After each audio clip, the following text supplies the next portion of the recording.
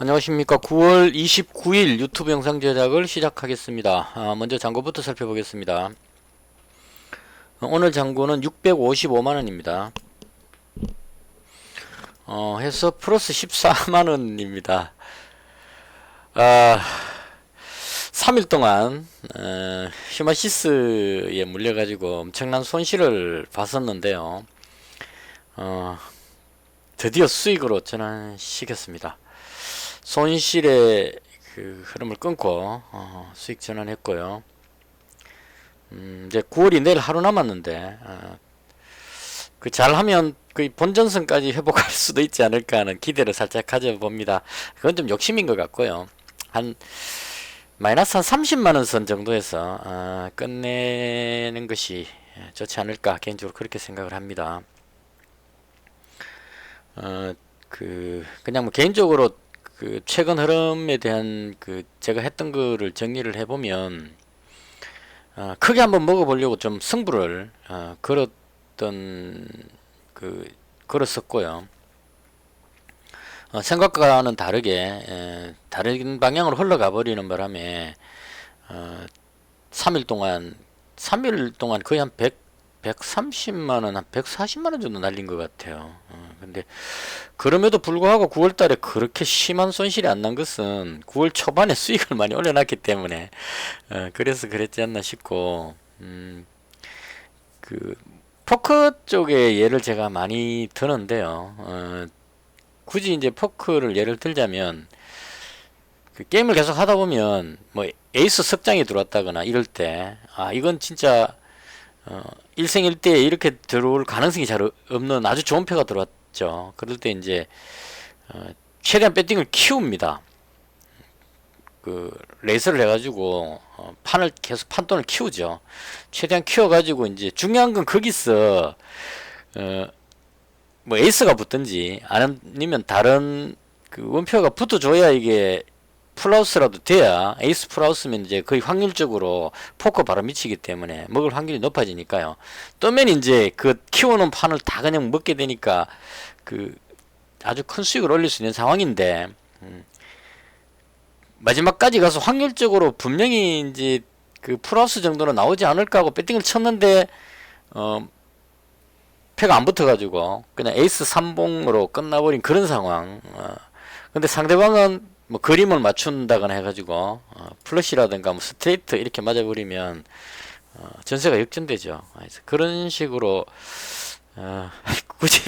굳이 설명을 하자면 최근 3일 동안의 그 흐름은 그런 쪽으로 흘러갔다. 제 예상과 다르게 분명히 패를 뜰 줄 알고 배팅을 질렀는데 엉뚱하게 판이 흘러버렸다, 이렇게 말씀을 드릴 수 있을 것 같고요. 이제 그 말씀을 드린 이유는 이런 승부를 계속 끌면 이제 그 오래 못 버팁니다. 그 포커판에서 살아남으려면 이런 무리한 배팅을 계속 하다 보면 그 손실이 이럴 때 뭐 예를 들어서 뭐 올인 해갖고 확 집어넣는데 져버리면 한 방에 다 이제 잃게 되죠. 그래서 그런 걸 이제 그 방지하려면 크게 한 판 붙고 나서 손실을 보면 한동안 이제 그 자중해야 됩니다. 최대한 배팅을 줄여가지고 생존을 위한 몸부림을 해야 되겠죠. 그래서 오늘의 제가 했던 이 배팅이 이제 원래 잃지 않는 매매 해갖고 예전에 했던 그 방식입니다. 생존을 위한 몸부림. 크게 먹으려고 노리는 게 아니고 작지만 안전하게 먹자, 이런 쪽으로 들어가는 그런 방식으로 해서 다행히 운 좋게 플러스 14만원으로 마감을 했습니다. 그래서 9월달에 아무쪼록 그 손실을 조금이라도 손실을 줄이고 끝내줘야 10월달에 조금 힘을 낼 수 있지 않을까 생각을 하고요. 그리고 지금 내일이 9월 30일이고 그 다음 금요일날 10월 1일이고 금요일은 공휴일이 아니죠. 공휴일이 아닌데 이 달력도 상당히 중요합니다. 10월 3일 개천절 일요일이기 때문에 아마 10월 4일이 대체 공휴일이 될 것 같아요. 확인은 안 해봤는데 아마 그렇게 된 것 같습니다. 그래서 만약 그렇게 된다면 내일 목요일, 그 다음 모레 금요일 날 또 3일 연휴가 돼버리니까 이 또 3일 연휴에 대한 압박감 이쪽도 생각을 해야 되니까 시장 상황이 좋으면 괜찮은데 지금 시장 상황이 상당히 불안정하기 때문에 내일 매매할 때 금요일날 어떻게 할지를 염두에 두고 대응하는 것이 맞지 않을까 그렇게 생각을 합니다. 그래서 이 부분은 이제 각자 선택 사항인데요. 저는 개인적으로 내일은 비중을 좀 줄여가지고 현금 비중을 높이고 보유 물량을 최대한 줄여가지고 금요일날은 그냥 좀 가볍게 넘어가는 쪽으로 그렇게 할 계획입니다. 시장이 지금 너무 불확실하기 때문에요. 그 다음 시장에 대한 개인적인 생각입니다. 어제 제가 방송하면서 많이 불안하다, 많이 하락할 것 같다, 안 좋다는 말씀을 계속 드렸는데요. 많이 빠져버렸습니다. 다우지수가 마이너스 1.63, 나스닥이 2.83% 마이너스, 필라델피아 반도체 지수가 마이너스 3.80, 독일 증시가 마이너스 2.09 해서 근래 보기 드물게 많이 빠졌습니다. 지수로도 한번 봐놓을 필요가 있을 것 같습니다. 해외 증시 보시면 독일 증시 빠졌다가 지금 오늘 그나마 조금 덜 올리면서 시작하는 상황이고요. 이 독일이 중요한 게 아니고, 자, 다우지수 하락했고, 그 다음 이제 나스닥 지수가 조금 더 빠지죠. 2.83%에서 많이 내려와 버렸습니다. 그 다음 필라델피아 반도체 지수 보시면 많이 빠졌죠. 그래서 어제 방송할 때 제가 말씀드렸는데 10년물 국채금리가 1.54인가 어제 그렇게 돼 있었었는데 그렇게 되면 나스닥이 더 많이 빠지더라고 말씀을 드렸습니다. 그러니까 제가 뭘 알아서 그런 게 아니고 이 경제적인 원리를 다 알고 있어서 설명드리는 게 아니고 지난번에 10년물 미국 국채금리가 1.54 이상 넘어가니까 다우지수는 그렇게 영향을 크게 안 받는데 나스닥 지수가 많이 빠져버렸어요. 금리 인상 우려감 뭐 이런 쪽으로 하게 되면 나스닥이 많이 빠집니다. 구체적으로 이게 어떤 원리 때문에 그런지까지는 경제적인 분야니까 전공 분야니까 그까지 들어갈 필요는 없고 그냥 일단 나스닥이 더 많이 빠진다 이것만 이제 보시면 될 것 같죠. 그래서 어제 방송할 때 나스닥이 많이 빠질 것 같다고 말씀드렸는데 진짜 많이 빠져버렸습니다. 그래서 일단 왜 빠졌는지부터 먼저 분석을 해야 되겠죠. 크게 세 가지 정도인 것 같습니다. 국채금리 상승인데요. 이게 지금 얼마인지 봐야 될 것 같아요. 지금 현재 10년물 국채금리가 1.51입니다. 그러니까 어제 제가 방송할 때 1.54였고 지금 얼마냐 하면 1.51입니다. 그나마 조금 낮죠. 약간 내려왔으니까. 이게 이제 1.5 아래로 떨어져 줘야 안정감을 찾기 때문에 반등 나온다. 이렇게 해석하는 게 맞지 않을까 싶습니다. 그래서 일단 국채금리 부분이 불안 요인으로 이 상황에서 언제 또 튀어올라 버릴지 모르기 때문에 조심해야 된다. 이런 의미로 보시는 게 맞을 것 같습니다. 그래서 이 부분이 하나가 있고 그다음 저도 며칠 전에 이 뉴스를 봤었는데 그냥 무심코 넘어갔었는데 이제 이 영향권 안에 들어온 것 같습니다.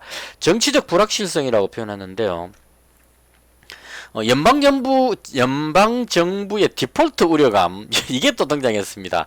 이게 해마다 이렇게 되는 것 같아요. 지금 제니 델런 재무장관이 의회에다가 추가 자금을 빨리 지원해 달라고 이야기를 하고 있는 것 같습니다. 구체적인 거는 제가 잘 모르겠고 일단 뉴스를 대충 봤을 때 깊이 있게 연구할 필요 없습니다. 이거 깊이 있는 거는 전문가들이 할 일이고 우리는 그냥 그게 어떤 영향을 줄지 예측하는 이 부분만 하면 되지 이 디폴트가 왜 발생하면 뭐 한 이런 거는 우리가 알 필요 없죠. 좌우지간 제니 델런 재무장관이 아주 긴박하게 미 의회에다가 연방정부 운영 자금을 이제 정액해갖고 빨리 달라고 요청을 하고 있는 것 같아요. 요청하면서 이게 10월 18일이 기한인 것 같습니다. 그러니까 얼마 안 남았죠. 10월 18일이 기한인데 지금 지원을 하지 않으면 작년엔가 이런 일이 또 있었습니다. 항상 이때 되면 그 뉴스가 나옵니다. 그러니까 연방정부에서 공무원들 여러 사람들이 일하고 있을 거 아니에요. 그리고 그 사람들 월급도 줘야 되고 연방정부에서 무슨 자금 집행을 해야 됩니다. 무슨 각종 여러 가지에. 그래서 이 자금 집행하는 돈이 고갈이 다 되게 되면 의회에 요청해갖고 이걸 이제 승인을 받아서 써야 되는 것 같아요. 우리나라 같으면 이제 홍남기 경제부총리가 그걸 하죠. 정액하고 뭐 이렇게 돈 빌려오고 이런 걸 하는 걸로 알고 있는데, 그래서 이렇게 요청을 해가지고 지난번 때 과거에 작년인지 재작년인지 이런 일이 있었을 때 그 공화당에서 반대를 합니다. 이게 그 반대하는 이유는 간단하죠. 지금 돈 벌써 너무 많이 썼다. 여기다 더 준다는 거는 그 너무 방만한 이제 재정이니까 아껴갖고 알뜰히 안 쓰고 너가 마음대로 막 썼으니까 더 못 준다. 이게 이제 의회에서 태클 거는 겁니다. 항상 그랬던 것 같아요. 그래서 공화당에서 꼬투리를 잡아갖고 돈 못 주겠다. 이건 이제 야당이니까 공화당이, 민주당이 여당이고, 그 야당에서는 현 정부에 뭔가 잘못되도록 하는 게 그 자기들한테 유리하니까 돈 못 주겠다 이렇게 이제 하는 거고. 근데 이게 그 10월 18일 같으면 지난번 때 과거의 경험을 보면 10월 18일 거의 될 때까지 이걸 가지고 계속 협상을 하더라고요. 그러니까 쉽게 이렇게 안 해주고 끝까지 버팁니다. 버티면 이제 어떤 현상이 생기느냐 하면 이게 집행이 안 되면 그렇다고 해서 뭐 바로 연방정부가 파산해갖고 뭐 박살 나는 게 아니고 그렇게 하면 이제 또 그 다음 또 조치가 있더라고요. 그러니까 그 돈 줘야 될 그 사람들한테 월급을 이제 좀 늦게 주는 겁니다. 그런 게 있죠. 왜 그 당장에 돈이 없으니까 뒤에 줄게 그러고 이제 유예시켜 버립니다. 그럼 유예시켜 갖고 또 버텨내요. 또 그렇다고 해서 일하는 사람들이 그 월급 안 준다고 나 일 안 해 그러고 갈 수는 없죠. 또 자기 밥줄인데. 그래서 이게 이제 월급이 지체되는 이런 현상까지 갔었습니다. 날짜 지나게 되면 그렇게 계속 가면 이제 이게 그 여론의 문매를 맞게 되는 겁니다. 다 굶어 죽겠는데 왜 월급도 안 주고 이러냐 해갖고 이제 여론이 화살이 계속 들어가면 그러면 이제 공화당도 압박을 느끼게 되는 거죠. 처음에는 그 돈을 너무 마음대로 썼기 때문에 정부 탓이다 이러고 이제 그 생각하고 가지만 날짜 되는데 안 주게 되면 월급 못 받고 막 이렇게 되면 국민들의 원성이 막 높아지죠. 이렇게 되면 이제 공화당에서도 눈치 보이니까 최종적으로 합의를 보는 쪽으로 그렇게 갔었습니다. 그래서 이걸 길게 말씀드린 이유는 이 부분이 오늘 내일 당장 뭐 타결해갖고 돈 공화당에서 이 승낙 딱 해줘갖고 그냥 통과 이렇게 되면 참 좋겠지만 현실적으로 그렇게 안 되더라는 거죠. 그래서 안 됐을 경우에 이 부분이 계속 뉴스에 나올 거라는 겁니다. 디폴트 우려감 이렇게 하면 사람들이 불안해가지고 그 연방 정부가 파산해 버리면은 엄청난 경제적인 충격이 되겠죠. 돈이 안 돌고 뭐 실업자가 막 쏟아지고 이런 문제 생길 거니까 그 말 자체로 위기가 됩니다. 그래서 그런 압박감을 가지면 증시가 계속 아래쪽으로 누르는 하방 압력이 생긴다는 거고. 근데 그 경험적으로 봤을 때 최종적으로는 통과가 되더라 이런 얘기입니다.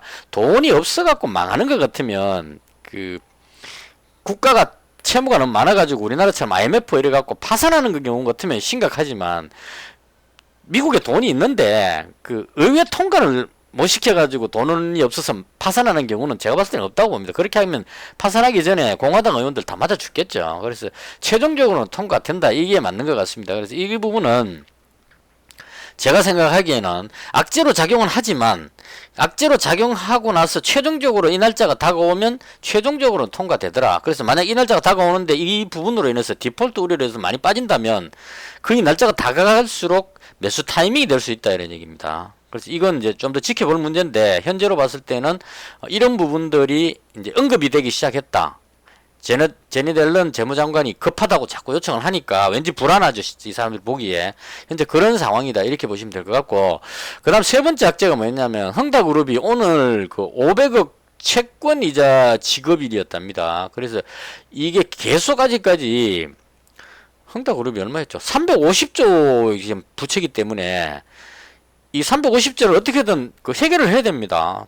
그 돈이 없기 때문에 뭐 그 부동산을 쪼개서 팔던 지금 처리를 해야 되는데 이게 해결이 안 되고 아직까지 그 진행 중인 상태라는 거죠. 그래서 오늘 500억 채권 이자 지급일인데 이렇게 되면 이제 이 500억을 만들 수 있느냐 없느냐 하는 문제가 생기게 되겠죠. 그럼 이거 못 갚게 되면 또 디폴트 돼버리니까 채무 불이행이 돼버리니까 그래서 이 부분이 오늘 정시에 국내 정시에 상당한 압박을 줄 것이라고 염려를 했었는데 아침에 어떤 무슨 뉴스가 나왔냐면 흥다그룹이 보유하고 있던 자회사의 지분을 매각하기로 했다 이렇게 뉴스가 나왔어요. 그래서 그 지분 매각 대금이 1조 뭐 몇천억이었던 것 같습니다. 그래서 그 방송에서 나오기를 전문가가 멘트하기를 1조 몇천억 그 자회사를 매각하면 1조 몇천억이 들어오게 되는데 그 자금이 들어오면 우선 급한 부분에 대한 불은 끌 수 있을 것이다. 이렇게 표현을 했습니다. 그래서 이제 일단 한 고비는 넘겼다. 이렇게 되겠죠. 그래서 오늘 저도 이 뉴스 안 나왔으면 웬만하면 주식 안 가지고 그냥 지켜볼 생각이었습니다. 왜냐면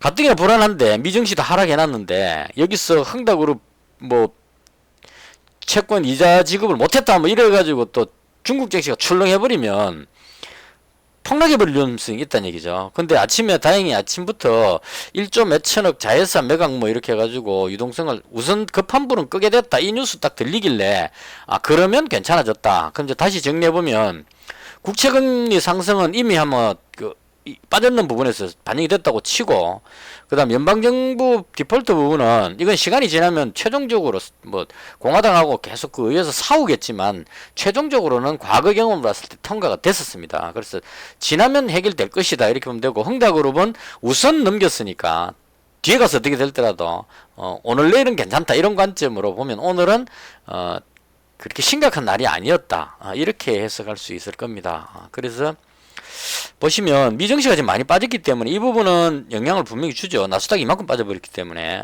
그래서 국내 증시 보시면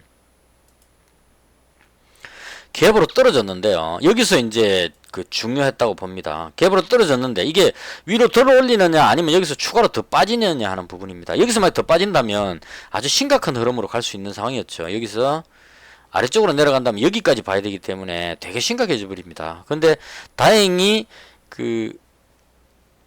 우리 증시가 어제 먼저 빠졌기 때문에 나스닥이 많이 빠지더라도 우리 증시가 선반영됐기 때문에 갭으로 떨어지니까 여기서 이렇게 더 빠질 상황까지는 아니니까 덜 올리는 모습으로 끝이 났습니다. 그래서 이런 흐름으로 꼬리를 약간 달고 들어 올리는 듯한 모습으로 이렇게 마감을 했습니다.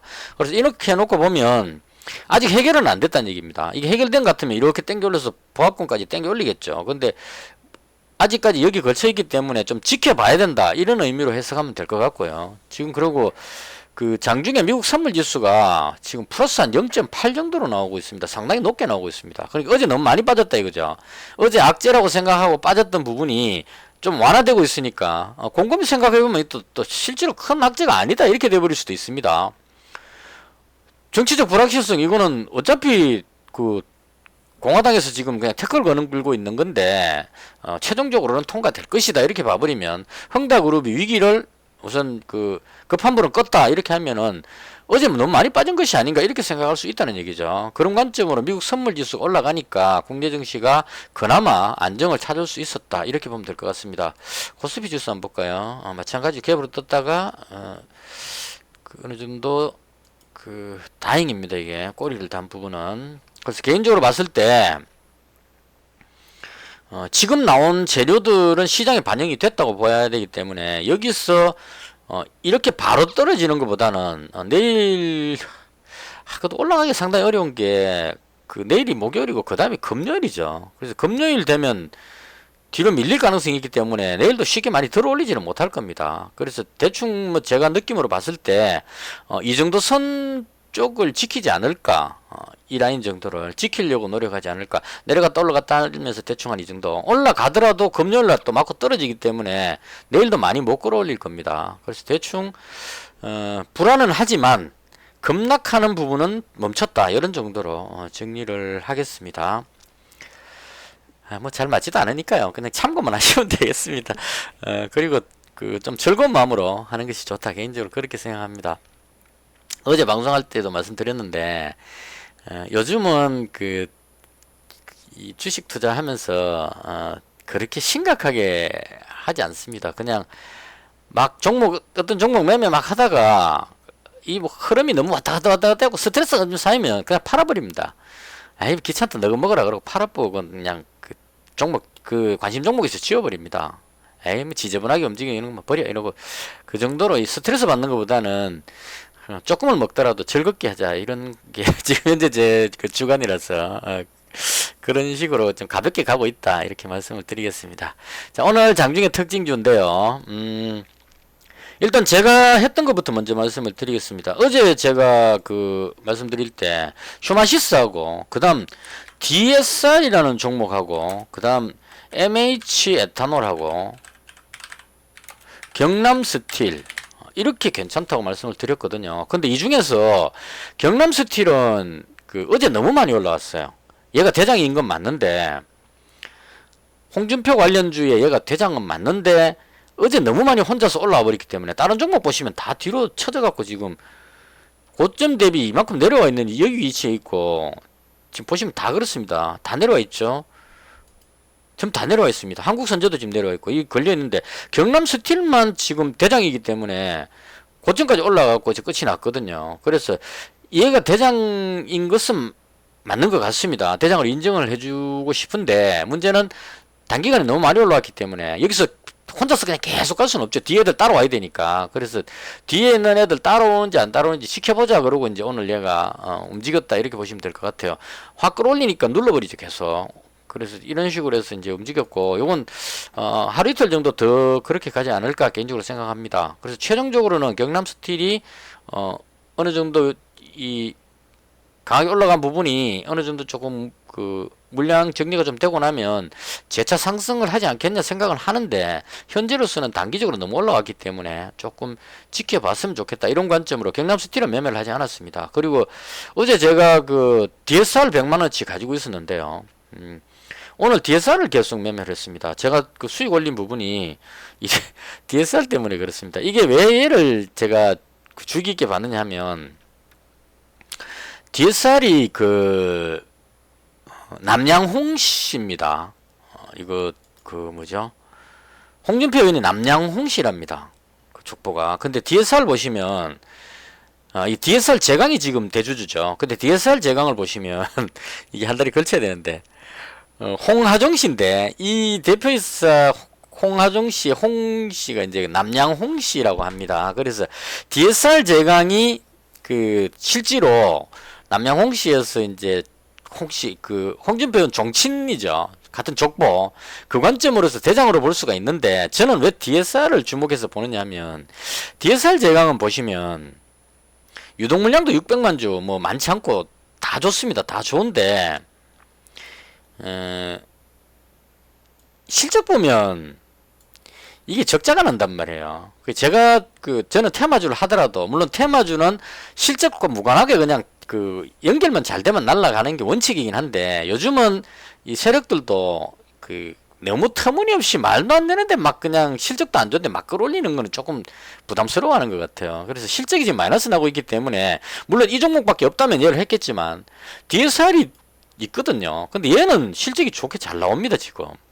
실적만으로 봤을 때도 올라갈 만한 상황이기 때문에 실적 좋은 게 장땡이다 이런 관점으로 DSR 잡는 것보다는 DSR 제강보다는 DSR이 낫겠다 이런 관점으로 얘를 잡은 겁니다. 그래서 어제 100만원 잡았었고 이걸 이제 오늘 추가로 더 잡아가지고 여기서 계속 올라갔죠. 그래서 제가 매매한 게 구체적인 디테일하게 설명하기 좀 그렇긴 한데 아침부터 이제 9,870원부터 매수를 시작한 겁니다. 왜냐면 올라갈 것 같은데 오늘 누르니까. 그래서 추가 매수했다가 이익 실현하고 매수하고 이익 실현하고 이걸 이제 매번 반복했습니다. 지금 9,950원대 여기서도 그 추가 매수했죠. 그러니까 샀다 팔았다 하다가 여기서 잡았는데 이게 쭉 올라가는 바람에 여기서 수익이 났다 이렇게 보시면 될 것 같아요. 그래서 이 부분 수익이 오늘 좀 그 제가 매매한 부분에 대다수의 수익이 아니었나 이렇게 생각을 하고요. 여전히 아직까지 좋아 보입니다. 이게 좋아 보이는 이유는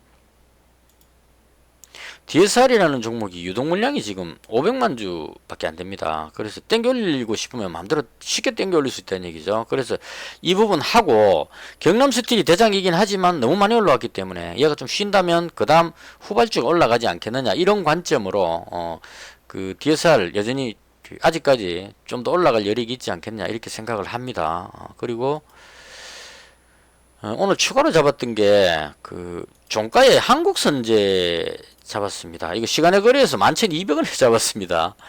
100원 더 주고 조금 아깝긴 하지만 일단 저 이걸 한 이유는 경남스틸 올라갈 때 같이 움직였거든요 거의. 그래서 경남스틸이 여유에 있기 때문에 얘도 저는 개인적으로 봤을 때 한국선제하고 이 홍준표 의원하고 연결이 잘 안 되는데 게시판 들어가 보면 거의 뭐 홍준표 관련주라고 사람들이 다 인식을 하고 있습니다. 그래서 이건 굳이 족보 따지는 것보다 이 종목을 홍준표 관련주라고 생각하는 사람이 많으면 홍준표 관련주다 이렇게 저는 해석을 합니다. 이건 거의 그럴 겁니다. 그래서 쉽게 말하면 관계되는 사람이 퇴사했더라도 옛날에 이게 관련주였으면 올라가는 거죠. 그게 대표적으로 안철수 관련주의 유명한 종목이 있는데, 하여튼 지금 대선 때마다 대부분 다 그렇습니다. 굳이 설명 안 해도 한 번 관련주는 계속 관련주입니다. 왜냐면 그게 관련주라고 생각하는 사람이 많기 때문에. 그래서 시간에 걸려서 100만원치 한국선제 잡았습니다. 그리고 MH 에탄올 아침에 잡았다가 현재 B200만원 가지고 있는 상태입니다. 이것도 이때 올라갈 때 상당히 강했습니다. 여기 올라갈 때 물론 이제 홍준표 관련주가 밀리는 바람에 같이 빠져버려서 그렇지, 여기서 올라갈 때 보면 아주 강하게 올라갔었어요. 이게 가덕도 쪽에 공장이 있고 무슨 홍준표 의원하고 무슨 약간 연결이 됩니다, 이것도. 그래서 정확하게 기억은 못 하겠는데 이때 올라갈 때 제가 잡으려고 노력을 했었거든요. 이 줄 꺼놓고 잡아야 되겠다고 생각하고 있다가 그 다음에 홍준표 관련주들이 상황이 좀 안 좋아지는 것 같아서 지지율에서 이제 윤석열 관련주 쪽으로 제가 가면서 그냥 놔버렸는데, 만약 홍준표 의원 쪽으로 지지율이 올라간다면 이 종목도 마찬가지로 강하게 올라갈 수 있지 않을까 이렇게 생각을 합니다. 그래서 MH 에탄올 지금 현재 200만원 가지고 있고요. 그래서 DSR 200만원, MH 에탄올 200만원, 한국선제 100만원, 요건 이제 시간에 걸려서 잡고 이렇게 해서 현재 가지고 있는 상태입니다. 그리고 휴마시스는 이제 뭐 거의 바닥 쪽에 온 것 같아서 그래서 100만원치 일단 매수를 했는 상태고요. 큰 기대는 안 합니다. 안 하는데 이게 확진자 숫자가 지금 어제 나온 숫자가요, 얼마가 나왔냐면 2885명 나왔습니다. 근데 제가 가장 신뢰하고 있는 그분이 있는데, 천은미 이대목동 예방의학과 교수님 YTN에 나와서 설명을 하시는데요. 그분 이야기로는 오늘 2885명이 나왔는데 실제로 선별진료소에 뭐 어쩌고저쩌고 이런 걸 다 감안해서 봤을 때 오늘 이미 3000명을 돌파했는 숫자다 이렇게 표현을 하셨어요. 그래서 그런 걸 따져봤을 때 확진자가 더 나올 것 같습니다. 이게 지금은 뭐 내일 발표되는 것도 거의 한 2800에서 3000명 정도 나올 거고, 그다음 주말 되면 좀 줄겠지만 다음 주까지도 계속 확산하지 않을까. 무엇보다 제가 가장 이해가 안 되는 것은 서울에 지금 확진자가 1000명이 넘어갔는데요. 제가 부산에 살고 있고 저는 예방접종을 안 했기 때문에 외출을 거의 안 합니다. 편의점 야간 아르바이트 할 때만 밖에 외출을 하고 나머지는 그냥 산에 등산하거나 뭐 사람들하고 접촉을 거의 하지 않습니다. 코로나 부분 때문에. 그래서 예방접종 안 하고 대신 활동을 안 하고 이렇게 이제 하고 있는 상태인데, 서울 같은 데 사시는 분들 지금 회사 출근하고 다 할 거니까 제가 제일 이해가 안 되는 것은 지하철 타고 다 이렇게 활동을 하실 것 같아요. 그럼 예전에 제가 서울에서 지하철 한번 타봤는데 거의 뭐 공간이 없을 정도로 꽉 밀려서 출퇴근할 때 뒤에서 막 밀어 넣어 갖고 타고 이렇게 하던데 요즘도 그렇게 하지 않나 싶습니다. 뭐 그렇게까지는 안 타더라도 어느 정도 밀집도가 상당히 높게 타고 가지 않을까 싶습니다. 그럼 그런 상황이면 이 감염 안 되는 게 더 신기하지 않을까 이런 생각이 들어요. 그게 무슨 말씀을 드리냐면 확진자가 어느 정도 통제가 될 때는 K방역이 먹힌다는 얘기죠. 이건 제 개인적인 사견을 전제로 말씀드리겠습니다. 확진자 숫자가 작을 때는 우리나라에 워낙 그게 잘 되기 때문에 확진자 주변에 접촉했던 사람들을 다 연락해가지고 검사를 다 받으라 해가지고 검사 받아서 이 사람들이 추가 확진되는 사람들을 빨리 봉쇄를 할 수가 있었다는 얘기죠. 그러면 더 이상 확산되지 않게 이게 가둘 수 있었다는 얘기입니다. 확진자들을 어느 범위 테두리 안에서. 근데 지금은 그게 될 수가 없는 상황이죠. 왜냐하면 델타 변이가 워낙 속도가 빠르기 때문에 A라는 사람이 확진자가 나와가지고 그 주변에 접촉했는 사람들을 쭉 연락해갖고 검사 받으시오라고 문자 날라가는 그 순간에 이 사람들은 벌써 한번 다른 사람한테 전파를 시켜버렸다는 얘기입니다. 그러니까 이게 따라갈 수가 없죠. 상식적으로 전파 속도가 억수로 빠른데 확진자 주변에 있는 사람들이 문자 보내갖고 이 사람 검사하러 가는 그 전에 벌써 하면 전파가 돼버리기 때문에 점점점 확산된다는 얘기입니다. 제가 봤을 때는. 그래서 이걸 그나마 좀 해결할 수 있는 방법은 백신 접종을 계속 해갖고 백신 접종으로 인해서 접촉은 했지만 감염이 안 되면 되는데 그건 또 아직 아니라는 얘기죠. 왜냐하면 1차 접종 가지고는 안 되거든요. 그리고 2차 접종을 했는 경우에도 어느 정도 그 가능성은 있지만 완전히 그 자유로운 건 아니고, 문제는 이스라엘이나 이런 나라들이 1차 접종하고 나서 6개월 지나고 나서 다시 감염이 돼버리기 때문에 부스터샷을 하고 있다는 얘기입니다. 근데 우리나라는 이제 부스터샷 생각할 겨를이 없죠. 그럼 1차 초창기 때 맞은 사람은 지금 벌써 6개월이 지났다는 얘기입니다. 그럼 그 사람들은 본인 스스로는 나는 백신 접종을 했다 그러고 다니는 거죠. 제 편의점에 마스크 안 끼고 들어오는 어르신들이 있습니다. 초창기 때 받으신 분들. 나 백신 접종했다 이러고 벗고 들어오는데 제가 할 말이 없어. 그냥 제가 피해 다닙니다. 근데 실제로 보면 그분들이 약효가 다 떨어졌다는 얘기죠. 지금 현 시점이 되면 6개월이 지났기 때문에.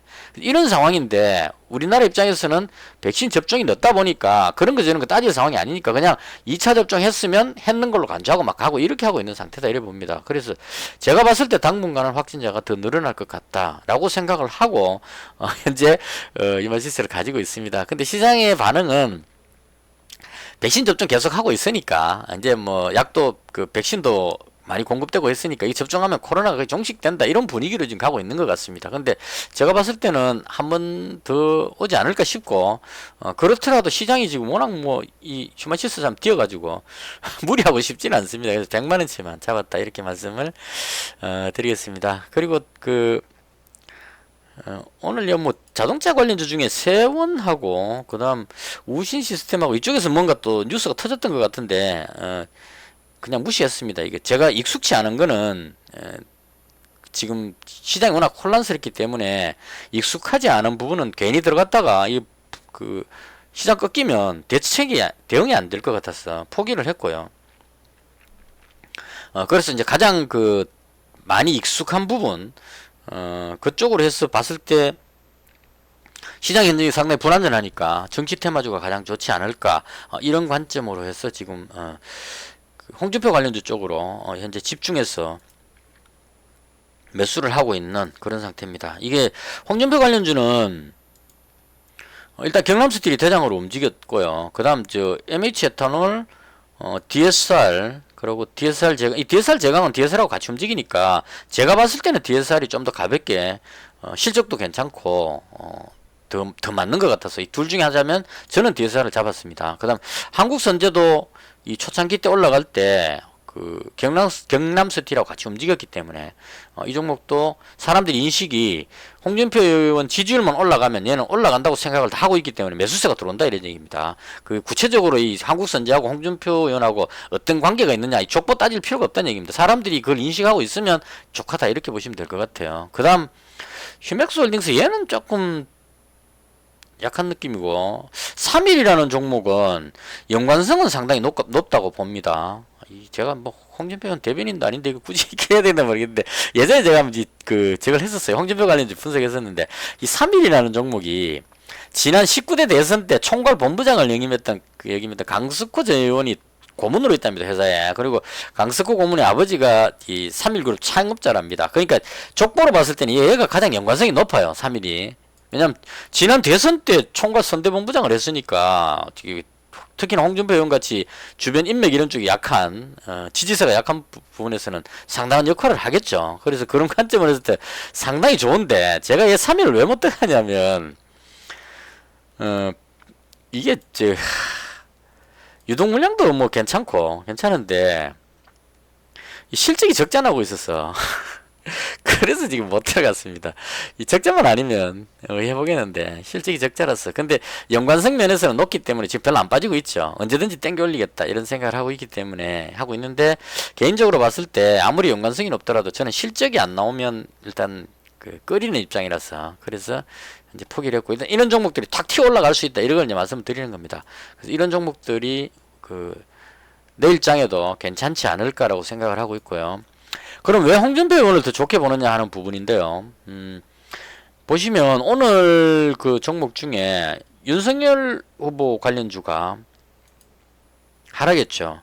홍준표 관련주가 상승했는데 윤석열 관련주가 득성이 3% 빠졌고 애니능률, 파평윤시죠. 뒤로 많이 밀렸습니다. 이 서현위안은 좀 별개로 봐야 되고 서현을 봐야 되겠죠. 득성, 서현, 이게 지금 현재로서는 윤석열 관련주 중에 가장 대장적인 그룹은 덕성, 서현 이런 종목입니다. 다 뒤로 밀렸죠. 지금 모양이. 그래서 이게 왜 이렇게 됐느냐 하면 오늘 뉴스가 하나 나왔습니다. 뭐가 나왔냐면 지금 그 화천 대유가 그게 가장 키워드인 것 같습니다. 대장동 개발하는 부분에서 아직 정치 이야기니까 그 요까지로 보시고 정치 쪽에 별로 안 좋아하시는 분은 여기서 끄시면 되겠습니다. 정치 부분 이야기니까요.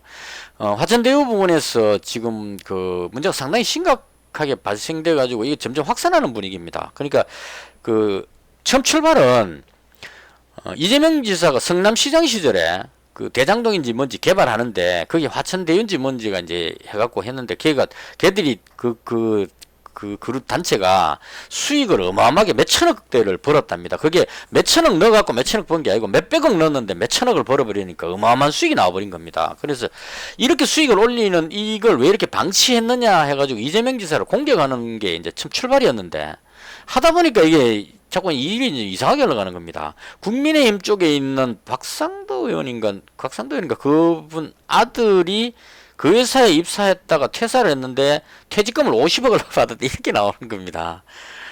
그 상식적으로 말이 안 되죠. 아무리 무슨 날거 뛴다 하더라도 퇴직금을 50억 받는 게 그건 말이 안 되는 거죠. 그래서 이건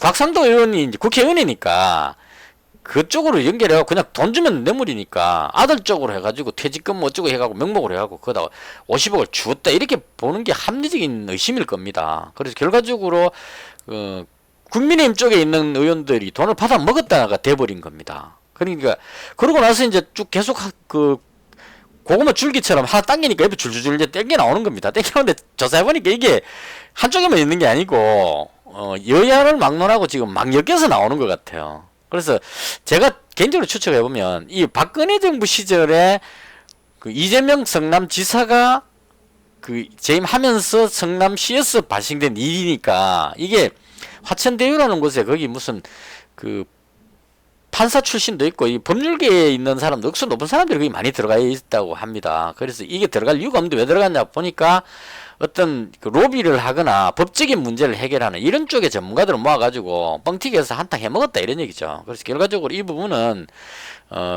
지금 검찰에서 조사 들어갔는데 완전히 그냥 진짜 이건 진짜 그냥 용서 없이 그냥 다 자금 재산 전 재산 몰수까지 해야 됩니다. 해갖고 일벌 100개를 해야 될 중국이나 이게 북한 같았으면 공개 처형시켜서 이런 사건인데요. 이런 부분들은 꼭 해결해야 될 것 같고 국민적 여론으로 봤을 때 이거 그냥 넘어갈 수 없는 부분일 겁니다. 상식적으로 지금 장사 안 돼갖고 자살하고 있는 자영업자가 몇 명인데 이걸 퇴직금을 50억씩 받아 처먹고 그걸 뻔뻔하게 나와가지고 오징어 게임 이야기나 해갖고 저런 인간들이 있다는 것 자체가 지금 분노를 느끼게 하는데요. 그래서 이게 화천대유 쪽이 그냥 이재명 지사 쪽으로의 어떤 게이트로 가는 게 아니고 여야를 막론하고 지금 막 튀어나오는 겁니다. 그래서 제가 추측하기에 이 화천대유 여기에 판사 출신, 검사 출신 이쪽에 있는 사람들 다 끌어모아가지고 다양하게 로비를 한 것 같아요. 여야를 넘나들면서. 왜냐면 박근혜 정부 때였기 때문에 지금 현재 국민의힘 전신이 이제 집권 여당이었으니까요. 그쪽 편에도 로비를 하고, 그 다음 이재명 지사 성남시장이니까 이쪽에도 또 로비를 했겠죠. 이렇게 해갖고 전방위를 로비해갖고 그걸 몇천억을 번다는 게 상식적으로는 불가능하죠. 그렇게 되게 하려면 그냥 날로 먹었다는 얘기입니다. 그러니까 인허가 이런 거 안 되는 거를 억수로 안 되는 상황에서 사게 받아가지고 만약 그 땅을 처음에 팔았던 사람 입장에서 보면은 지금 얼마나 가슴이 아프겠습니까? 쉽게 말해서 내가 1억 주고 팔았는데 이게 100억이 돼버렸다는 얘기예요. 그럼 처음에 판 사람은 바보 돼버렸죠. 이런 일은 있으면 안 되는 일인데 이게 생겼다는 얘기입니다. 그래서 그게 가능하려면 어떤 규제라든가 이런 것들 때문에 이게 1억짜리밖에 안 된다가 되는 시점에 얘네들이 다 이걸 걔네들이 한 것도 아니에요. 성남시에서 다 이걸 땅을 다 사가지고 이걸 이 사람들한테 그냥 개발하라고 줘버리니까 그러고 나서 이게 인허가 이런 부분에서 다 풀려버리니까 땅값하고 이런 게 아파트 시세가 몇천 배가 떠버리는 겁니다. 그래서 그렇게 떠갖고 몇천억이라는 걸 가만히 앉아갖고 그냥 날로 먹는 식으로 발생해버렸기 때문에 그렇게 하기 위해서 화천대유인지 뭔지 여기 있는 애들이 각 뒷부분에 로비를 했을 거란 얘기입니다. 여야를 막론하고. 그래서 이쪽에 걸리는 사람들이 지금 줄줄줄 엮여서 나오고 있는 이런 상태입니다. 그래서 어디까지 확장될지 모릅니다. 그래서 이런만 나오게 되면 이게 이제 불똥이 튀는데, 길게 괜히 이야기하는데, 그래서 결론적으로 말씀드리면, 오늘 나온 뉴스가 뭐냐면, 화천대유의 그 대주주인 김만배신가 누군가의 그 누나가 윤석열 후보 부친의 아파트를 매입했다. 이렇게 나온 겁니다. 그건 찜찜하잖아요, 벌써 아마. 이제 그 윤석열 그 캠프 쪽에서는 그 아파트를 팔았는데 사는 사람이 누군지는 모른다 이렇게 이제 이야기를 했는데 이건 확률적으로 좀 아니죠. 그러니까 쉽게 말하면 그 윤석열 후보 부친이 집을 팔았는데 그 집 샀는 사람이 나중에 알고 보니까 화천대유의 대주주의 누나가 그걸 샀더라. 이 좀 인연치고는 너무 이상한 인연 아닙니까? 우연히 팔았는데 그게 그 해필이나 화천대유의 그 대주주에 있는 그 누나가 그걸 샀더라. 이건 조금 그 이상하죠. 그래서 그런 부분들로 해서 언급이 돼버리니까 어떤 그것도 로비의 일종이 아닐까라고 이제 의심을 하게 되는 그런 상황이 돼버렸습니다. 그래서 이 부분은 상당히 좀 그 윤석열 후보 쪽에서는 치명적일 수 있는 그런 쪽으로 갈 수가 있다 이렇게 볼 수 있을 것 같고요. 이재명 지사도 마찬가지로 본인이 성남지사 시절에 그렇게 됐기 때문에 거기에 대해서 자유롭지 않다 이런 얘기죠. 방송 나와갖고 지금 목에 힘주고 뭐 내한테 뭐라 해놓고 알고 보니 국민의힘에 그 곽상도 의원 아들이 뭐 챙기고 있는데 너 국민의힘 너거 게이트 아니냐 뭐 이렇게 큰 소리 치는데 그건 좀 너무 오바죠. 그냥 입 다물고 있는 게 좋은데 자기가 성남지사였으면 성남시에서 뭔가를 했는데 일이 발생했으면 성남시 책임자로서 거기에 대해서 책임을 묻게 되는데 나는 아무 잘못 안 했고 저쪽에서 다 했다. 이건 말이 안 되는 소리죠. 그래서 이런 식으로 나오는 것도 문제가 된다. 그래서 이쪽 저쪽 다 뛰고 나면 그러고 나서 제가 그 이번 대선에서 좀 안전한 사람이 누구냐고 보니까 홍준표 의원밖에 없더라 이런 얘기입니다. 홍준표 의원은 그 당에서도 상당히 왕따 분위기라 가지고 거기 얽혀 가지고 뭐 뇌물 받아먹고 할 그런 가능성이 거의 없다는 얘기입니다. 누가 뇌물 안 주니까. 그래서 이런 부분에서 가장 그 자유로운 후보가 홍준표 의원이 아닐까 싶고, 그리고 사람들이 생각에 이 화천대유에 대해서는 완전히 뿌리를 뽑아야 되겠다 이런 생각이 점점 강해질 겁니다. 워낙 해쳐먹은 게 너무 많기 때문에. 그래서 이런 상황을 봤을 때 이거 가장 그 다음 대통령 돼가지고 이 부분을 가장 확실하게 파뒤집을 수 있는 사람이 누구냐 이거 봤을 때 홍준표 의원이 가장 유력하다 이런 얘기죠. 검사 출신이니까. 윤석열 후보 쪽에 줄라니까 윤석열 부친하고도 뭔가 연결된 것 같으니까 찜찜하잖아요. 그래서 이런 관점으로 봤을 때 홍준표 관련주들이 시세를 한번 주지 않을까라고 생각을 하고 일단 들어갔습니다. 참고로 저는 그 안철수 대표를 지지하는 사람이고 홍준표 의원과는 전혀 관계가 없습니다. 홍준표 의원을 지지하는 사람은 우리 큰아들이 아주 강력하게 지지를 합니다.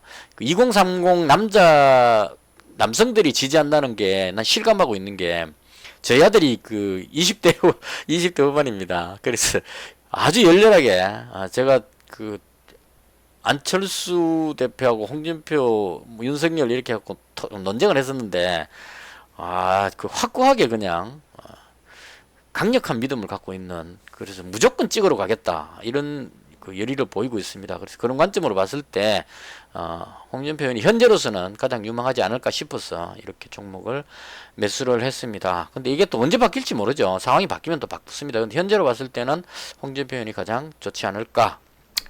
또 방송이 길었습니다. 그래서 이렇게 해서 시장 상황은 여전히 안 좋고요.